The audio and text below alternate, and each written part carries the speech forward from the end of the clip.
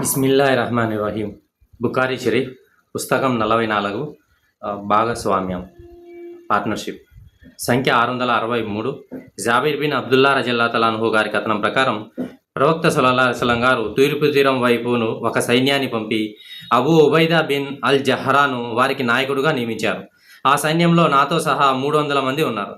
ఆ ఆహారం దాదాపుగా అయిపోయే స్థితికి చేరుకున్న ప్రదేశానికి మేము ముందుగా సాగాం. ప్రయాణంలోని ఆహారమంతా సేకరించమని అబూ ఉబైదా మమ్మల్ని ఆదేశించారు మరియు అది సేకరించబడింది. మా ప్రయాణ ఆహారం ఖర్జూర పండ్లు. అది అయిపోయే వరకు అబూ ఉబైదా దాని నుండి మాకు రోజులవారీ రేషన్ను కొద్ది కొద్దిగా ఇస్తూనే ఉన్నారు. మాలో ప్రతి ఒక్కరి వాటా కేవలం ఒక ఖర్జూర పండు మాత్రమే. నేను ఒక ఖర్జూర పండు మీకు ఎలా ప్రయోజనం చేకూరుస్తుంది అని అడిగాను. దానికి జాబిర్ రజల్లాహు అన్హు అది కూడా అయిపోయినప్పుడు దాని విలువ మాకు తెలిసింది అని బదిలిచ్చారు.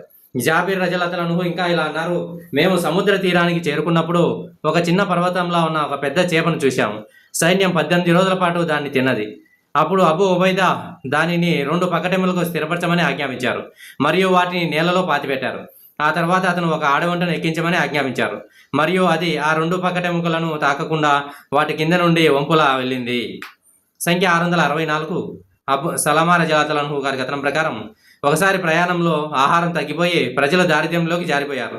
వారు ప్రవక్త వద్దకు వెళ్ళి తమ ఒంటెలను వధించడానికి అనుమతి కోరారు మరియు ఆయన అంగీకరించారు. ఉమర్ రజల్లాహు అన్హు వారికి కలిశారు మరియు వారు ఆయనకు దాని గురించి చెప్పారు. అప్పుడు ఆయన, మీ ఒంటెలను వధించిన తర్వాత మీరు ఎలా జీవిస్తారు అని అన్నారు. ఆ తర్వాత వారు ప్రవక్త వారి వద్దకు వెళ్ళి, ఓ అల్లా దూత, వారు తమ ఒంటెలను వధించిన తర్వాత ఎలా జీవిస్తారు అని అన్నారు. అల్లా ప్రవక్త సల్లల్లాహు అలైహి వసల్లం గారు ఉమర్ రజల్లాహు అన్హును ఆదేశించారు, ప్రజలను పిలిచి వారి ఆహారంలో మిగిలిన దానిని తీసుకురమ్మని చెప్పు. ఒక తోలు దుప్పటిని పరిచి ప్రయాణమంతటి ఆహారాన్ని సేకరించి దానిపై కుప్పగా వేశారు. అల్లా ప్రవక్త నిలబడి దానిని ఆశీర్వదించమని అల్లాను ప్రార్థించారు. ఆ తర్వాత ప్రజలందరినీ వారి పాత్రలో రమ్మని ఆదేశించారు మరియు వారందరికీ సరిపడే లభించే వరకు దాని నుండి తీసుకోవడం ప్రారంభించారు. అప్పుడు ప్రవక్త సల్లల్లాహు అలైహి వసల్లం గారు ఇలా అన్నారు, అల్లా తప్ప మరెవరిని ఆరాధించే హక్కు లేదని నేను సాక్ష్యం ఇస్తున్నాను మరియు నేను ఆయన ప్రవక్తను. సంఖ్య 665. రాఫీ బిన్ ఖదీజ్ రజల్లాహు అన్హు గారి కథనం ప్రకారం మేము ప్రవక్త సల్లల్లాహు అలైహి వసల్లంతో కలిసి అసర్ నమాజ్ చేసేవాళ్ళం మరియు ఒక ఒంటెను వధించేవాళ్ళం. దాని మాంసాన్ని 10 భాగాలుగా విభజించేవాళ్ళం. మేము సూర్యాస్తమయానికి ముందే వండిన ఆ మాంసాన్ని తినేవాళ్ళం. హదీస్ 666. అబూ మూసా రజియల్లాహు అన్హు గారి కథనం ప్రకారం ప్రవక్త సల్లల్లాహు అలైహి వసల్లం గారు ఇలా అన్నారు, పవిత్ర యుద్ధాల సమయంలో అషరీ తెగ ప్రజల వద్ద ఆహారం తక్కువైనప్పుడు లేదా మదీనాలోని వారి కుటుంబాల ఆహారం తక్కువైనప్పుడు వారు తమ వద్ద మిగిలి ఉన్న ఆహారం అంతటిని ఒక అశ్వంపై పోగు చేసి ఒక గిన్నెతో కొలిచి తమలో తాము సమానంగా పంచుకునేవారు. కాబట్టి ప్రజలు నా నుండి వచ్చిన వారు మరియు నేను వారి నుండి వచ్చిన వాడిని. హదీస్ 667. అనస్ రజియల్లాహు అన్హు గారి కథనం ప్రకారం అల్లాహ్ యొక్క ప్రవక్త సల్లల్లాహు అలైహి వసల్లం గారి చేత విధిగా చేయబడిన జకాత్ చట్టాన్ని అబూబకర్ సిద్దిక్ రజియల్లాహు అన్హు ఆయనకు రాసి ఇచ్చారు. ఆయన ఇలా రాశారు, ఉమ్మడి ఆస్తి కలిగిన భాగస్వాములు దాని జకాతును సమానంగా చెల్లించాలి. సంఖ్య 668. అబయా బిన్ రఫా బిన్ రఫ్త్ బిన్ ఖదీజ్ రజల్లాహు అన్హు గారి కథనం ప్రకారం మా తాతగారు ఇలా అన్నారు, మేము జుల్ హుజైఫాలో ప్రవక్త సల్లల్లాహు అలైహి వసల్లంతో కలిసి ఉన్నాము. ప్రజలకు ఆకలి వేసి కొన్ని ఒంటెలను గొర్రెలను దోపిడి సొత్తుగా పట్టుకున్నారు. ప్రవక్త సల్లల్లాహు అలైహి వసల్లం ప్రజల వెనుక ఉన్నారు. వారు తొందరపడి ఆ జంతువులను వధించి వాటి మాంసాన్ని కుండలలో వేసి ఉండటం ప్రారంభించారు. ప్రవక్త సల్లల్లాహు అలైహి వసల్లం గారు వచ్చినప్పుడు ఆయన ఆ కుండలను బోర్లించమని ఆజ్ఞాపించి ఆ తర్వాత 10 గొర్రెలను ఒక ఒంటెకు సమానంగా పరిగణిస్తూ ఆ జంతువులను దోపిడీ సొత్తునకు పంచిపెట్టారు. ఒంటెలలో ఒకటి పారిపోగా ప్రజలను అలసిపోయేంత వరకు దాని వెంట పరిగెత్తారు. ఆ సమయంలో గుర్రాలు చాలా తక్కువగా ఉండేవి. ఒక వ్యక్తి ఆ ఒంటెపై బాణం వేయగా అల్లాహ్ దానితో ఆ ఒంటెను ఆపాడు. ప్రవక్త సల్లల్లాహు అలైహి వసల్లం గారు ఇలా అన్నారు, ఈ జంతువులలో కొన్ని అడవి జంతువుల వంటివి, కాబట్టి మీరు ఈ జంతువులలో ఒకదానిపై నియంత్రణ కోల్పోతే దాన్ని జాగ్రత్తగా చూసుకోండి. ఈ విధంగా అనగా బాణంతో దాన్ని కొట్టండి. వాటిని సైనికులకు పంచిపట్టే ముందు మా తాతగారు ఇలా అన్నారు, భవిష్యత్తులో మనం శత్రువులను ఎదుర్కోవచ్చు. అప్పుడు మన దగ్గర కత్తులు ఉండకపోవచ్చు. మనం రెల్లుగడ్డితో జంతువులను వధించగలమా? ప్రవక్త గారు ఇలా అన్నారు, రక్తం కారే దేనినైనా ఉపయోగించండి మరియు జంతువులను వధించేటప్పుడు అల్లా పేరు ఉచ్చరించబడితేనే వాటిని తినండి. పళ్ళతో కానీ గోళ్ళతో కానీ వధించవద్దు. ఎందుకో నేను మీకు చెప్తాను. పళ్ళతో కానీ గోళ్ళతో కానీ వధించవద్దు. ఎందుకో నేను మీకు చెప్తున్నాను. ఎందుకంటే పళ్ళు ఎముకల వంటివి, అనగా అవి సరిగ్గా కోయలేవు. మరియు గోళ్ళు ఇథియోపియన్లు ఉపయోగించే పనిముట్లు, వారిని మనం అనుకరించకూడదు. ఎందుకంటే వారు అవిశ్వాసులు. సంఖ్య 669. ఇబ్నే ఉమర్ రజియల్లాహు అన్హు గారి కథనం ప్రకారం తనతో పాటు భోజనం చేస్తున్న సహచరుల నుండి అనుమతి పొందితే తప్ప ఒకేసారి 2 ఖర్జూర పండ్లను కలిపి తినకూడదని ప్రవక్త గారు శాసించారు. సంఖ్య 670. జబలా రజియల్లాహు అన్హు గారి కథనం ప్రకారం మేము మదీనాలో ఉన్నప్పుడు కరువుతో బాధపడ్డాం.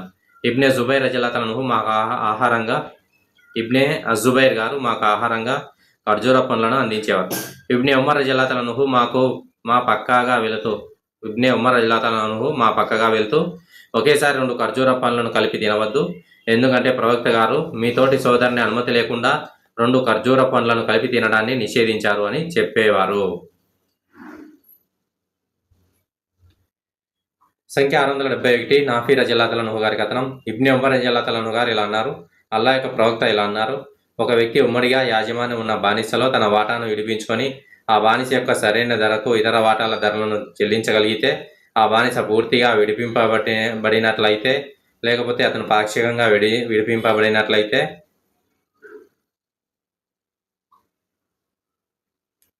ఆ బానిస పూర్తిగా విడిపించబడినట్లే, లేకపోతే అతను పాక్షికంగా విడిపించబడినట్లే.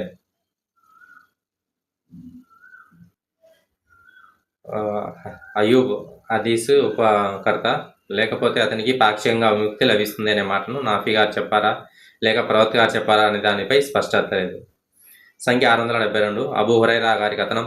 ప్రవక్త గారు ఇలా అన్నారు, ఎవరైనా ఉమ్మడిగా ఉన్న బానిసలో తన వాటాను విడిపించుకుంటే అతను మిగిలిన ధరను చెల్లించి ఆ బానిసకు పూర్తిగా విముక్తి కల్పించడం తప్పనిసరి.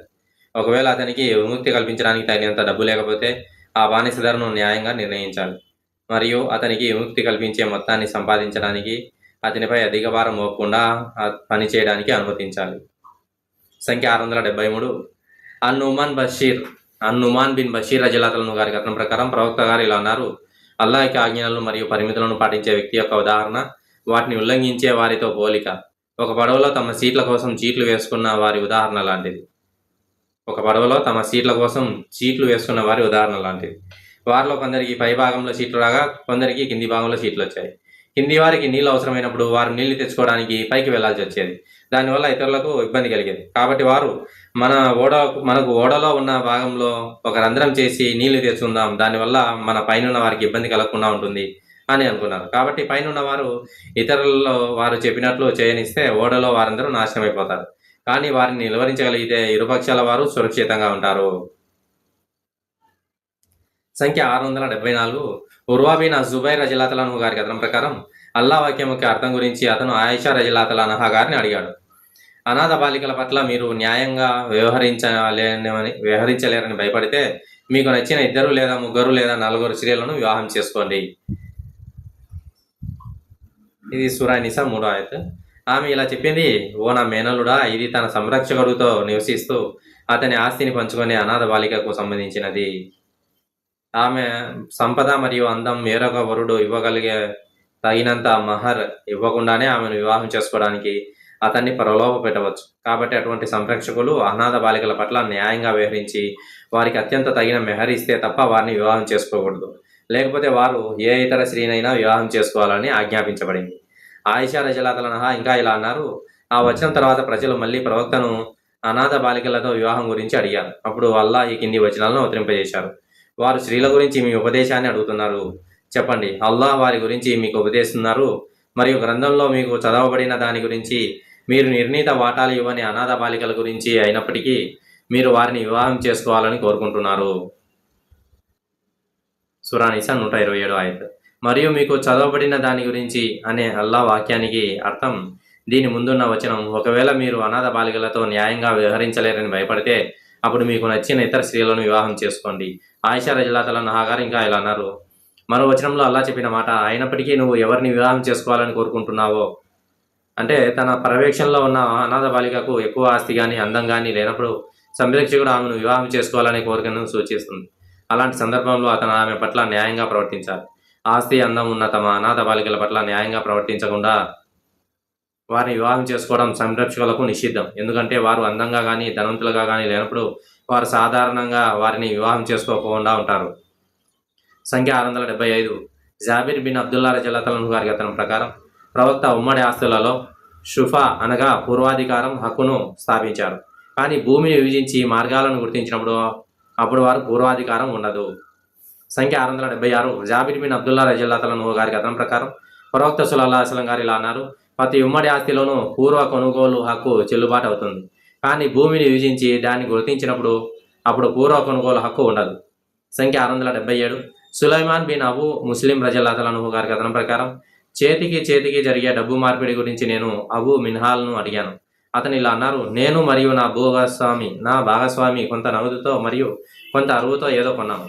అల్ బరా బిన్ అజీబ్ మా పక్కగా వెళ్తుండగా మేము దాని గురించి అడిగాము.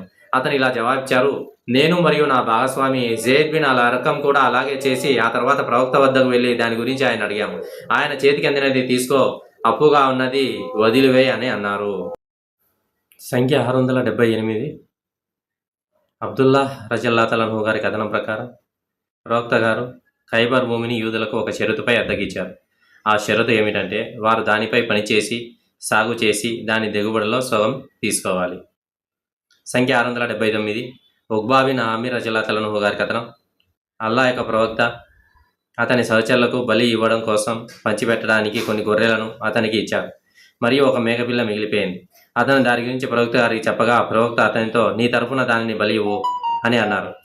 సంఖ్య 680 అబ్దుల్లా బిన్ హిషాం రజిల్లాహు గారి కథనం ప్రకారం అతని తల్లి జైనబ్ బిన్ హుమైద్ అతన్ని ప్రవక్త వద్దకు తీసుకెళ్లి, ఓ ప్రవక్త, అతని నుండి విధేయత ప్రమాణం తీసుకోండి అని చెప్పింది. కానీ ఆయన ప్రమాణం చేయడానికి అతను ఇంకా చాలా చిన్నవాడు అని చెప్పి అతన్ని అంటే అబ్దుల్లా రజిల్లాహు తలపై చేయి ఉంచి అతనిపై అల్లాహ్ ఆశీస్సులు ఉండాలని ప్రార్థించారు. జుహ్రా బిన్ మహబాద్ రజిల్లాహు గారు ఇలా పేర్కొన్నారు, అతను తన తాత అయిన అబ్దుల్లా బిన్ హిషాంతో కలిసి ఆహార పదార్థాలు కొనడానికి సంతకు వెళ్ళేవాడు. ఇబ్నే ఉమర్ రజిల్లాహు మరియు ఇబ్నే జుబైర్ రజిల్లాహు అతన్ని కలిసి ప్రవక్త గారు నిన్ను అల్లాహ్ ఆశీర్వదించాలని ప్రార్థించారు కాబట్టి నువ్వు మా భాగస్వామిగా ఉండు అని చెప్పేవారు. కాబట్టి అతను వారి భాగస్వామిగా ఉండేవారు మరియు చాలా తరచుగా అతను ఒంటెల బరువును గెలుచుకొని దాన్ని ఇంటికి పంపేవారు. సంఖ్య 681 ఇబ్నే ఉమర్ రజిల్లాహు గారి కథనం ప్రకారం ప్రవక్త సల్లల్లాహు అలైహి వసల్లం గారు ఇలా అన్నారు, ఉమ్మడి యాజమాన్యంలోని బానిసలలో తన వాటాను విడిపించేవాడు దాని మిగిలిన ధరను న్యాయబద్ధంగా గణించడానికి సరిపడా డబ్బు తన వద్ద ఉంటే ఆ బానిసను పూర్తిగా విడిపించడం అతనికి తప్పనిసరి. అతను తన భాగస్వాములకు వారి వాటాలను చెల్లించి విడుదలైన వ్యక్తిని విడుదల చేయాలి. సంఖ్య 682 అబూ హురైరా రజిల్లాహు గారి కథనం ప్రకారం ప్రవక్త గారు ఇలా అన్నారు, ఉమ్మడి యాజమాన్యంలోని బానిసలో తన వాటాను విడిపించేవాడు దాని మిగిలిన ధరను చెల్లించడానికి సరిపడా డబ్బు తన వద్ద ఉంటే ఆ బానిసను పూర్తిగా విడిపించడం అతనికి తప్పనిసరి, లేకపోతే అతను ఏదైనా పని వెతుక్కోవాలి. బానిసకు తనకు తాను విముక్తి పొందడానికి వీలు కల్పించే సంపాదించుకోవడానికి అతనిపై పనిభారం మోపకుండా వెసులుబాటు కల్పించాలి. సంఖ్య 683 ఇబ్నే అబ్బాస్ రజిల్లాహు గారి కథనం ప్రకారం ప్రవక్త గారు తన సహబాలతో కలిసి జిల్హిజ్జా 4వ తేదీ ఉదయం కేవలం హజ్ కోసం మాత్రమే ఎహ్రాం ధరించి మక్కాకు చేరుకున్నారు. మేము మక్కాకు చేరుకున్నప్పుడు ప్రవక్త మాకు ఇలా ఆజ్ఞాపించారు, ఎహ్రాం ధరించాలనే మా సంకల్పాన్ని ఉమ్రా కోసం మార్చుకోవాలని మరియు ఉమ్రా పూర్తి చేసిన తర్వాత మా ఎహ్రాంను ముగించుకొని మా భార్యల వద్ద కలియ కోసం వెళ్ళవచ్చని చెప్పారు. ప్రజలు దాని గురించి మాట్లాడుకోవడం ప్రారంభించారు. జాబిర్ రజిల్లాహు గారు ఆశ్చర్యంగా ఇలా అన్నారు, మా పురుషాంగాల నుండి వీర్యం కారుతుండగా మేము మీనాను వెళ్ళాలా అని చెబుతూ జాబిర్ తన చేతిని కదిలించారు. ఈ వార్త ప్రవక్త గారికి చేరినప్పుడు ఆయన ఒక ఉపన్యాసం ఇచ్చి ఇలా అన్నారు, కొంతమంది ప్రజలు ఫలానా విధంగా మాట్లాడుతున్నారని నాకు తెలియజేయబడింది. అల్లా సాక్షిగా నేను మీకంటే ఎక్కువగా అల్లాహకు భయపడతాను మరియు మీకంటే ఎక్కువగా ఆయనకు విధేయుడిని. ఇప్పుడు నాకు తెలిసిన విషయాలు అప్పుడు తెలిసి ఉంటే నేను బలిని నాతో తీసుకొచ్చి ఉండేవాడిని కాదు మరియు హదీ నా దగ్గర లేకపోయి ఉంటే నేను ఇహ్రాంను పూర్తి చేసి ఉండేవాడిని. ఆ సమయంలో సురహా బిన్ మాలిక్ లేచి నిలబడి, ఓ ప్రవక్త, ఈ అనుమతి మాకు మాత్రమేనా లేక ఇది శాశ్వతమా అని అడిగారు. దానికి ప్రవక్త గారు ఇది శాశ్వతమని సమాధానమిచ్చారు. ఇంతలో అలీ బిన్ అబూ తాలిబ్ రజిల్లాహు యెమెన్ నుండి వచ్చి ప్రవక్త గారు ఉద్దేశించిన దానికోసం లబ్బాయికి చెబుతున్నారు. మరొక వ్యక్తి ప్రకారం అలీ రజిల్లాహు కూడా అల్లా ప్రవక్త గారి మాదిరిగానే హజ్ కోసం లబ్బాయికి చెబుతున్నారు. ప్రవక్త గారు అతన్ని ఇహ్రాంలోనే ఉండమని మరియు హదీని తనతో పంచుకోనివ్వమని చెప్పారు. సంఖ్య 684 అవయా బిన్ రిఫా రజిల్లాహు గారి కథనం ప్రకారం మా తాతగారైన రాఫీ బిన్ ఖదీజ్ ఇలా అన్నారు, మేము ప్రవక్త సల్లల్లాహు అలైహి వసల్లం గారితో కలిసి తుహుమాలోని జుల్ హుదైఫా లోయలో ఉన్నాము. మా వద్ద దోపిడీ సుత్తితో కొన్ని ఒంటెలు మరియు గొర్రెలున్నాయి. ప్రజలు ఆ జంతువులను వధించడంలో తొందరపడి వాటి మాంసాన్ని కుండలలో వేసి ఉండడం ప్రారంభించారు. అల్లాహ్ ప్రవక్త సల్లల్లాహు అలైహి వసల్లం వచ్చి ఆ కుండలను తలకిందులు చేసి ఒక ఒంటెను 10 గొర్రెలకు సమానంగా పరిగణించి దోపిడీ సొత్తును పంటబెత్తమని వారిని ఆజ్ఞాపించారు. ఒంటెలలో ఒకటి పారిపోయింది మరియు ప్రజల వద్ద కొన్ని గుర్రాలు మాత్రమే ఉండడంతో వారు ఆందోళన చెందారు. ఆ ఒంటెను తరిమివేయగా ఒక వ్యక్తి దానిపై బాణం వేసి గాయపరిచారు. అల్లాహ్ ప్రవక్త సల్లల్లాహు అలైహి వసల్లం ఇలా అన్నారు: ఈ జంతువులలో కొన్ని అడవి జంతువుల వలె మచ్చికవి కానివి, కాబట్టి వాటిలో ఏదైనా మీ అదుపు నుండి తప్పితే మీరు దానిని ఇంతకుముందే శిక్షించినట్లే శిక్షించాలి. ఇప్పుడు మా తాతగారు ఇలా అన్నారు: ఓ అల్లాహ్ ప్రవక్త, రేపు మేము మా శత్రువును ఎదుర్కోవాల్సి వస్తుందేమోనని మాకు భయంగా ఉంది. మా దగ్గర కత్తులు లేవు. మేము రెల్లు గడ్డితో జంతువులను వధించవచ్చా? అందుకు ప్రవక్త అన్నారు: అవును, లేదా మా రక్తం కారేలా చేసే వాటిని వధించడానికి మీరు ఉపయోగించవచ్చు మరియు వధించిన దాన్ని మీరు తినవచ్చు. వధించే సమయంలో అల్లాహ్ నామ స్మరించబడుతుంది, కానీ వధించడంలో పళ్ళు లేదా గోళ్లను ఉపయోగించవద్దు. ఎందుకో నేను మీకు చెప్తాను. పళ్ళ విషయానికి వస్తే అవి ఎముకలు మరియు గోళ్లను ఇథియోపియన్లు వధించడానికి ఉపయోగిస్తారు. హదీస్ 668 మనం పూర్తి వివరణ చూడవచ్చు.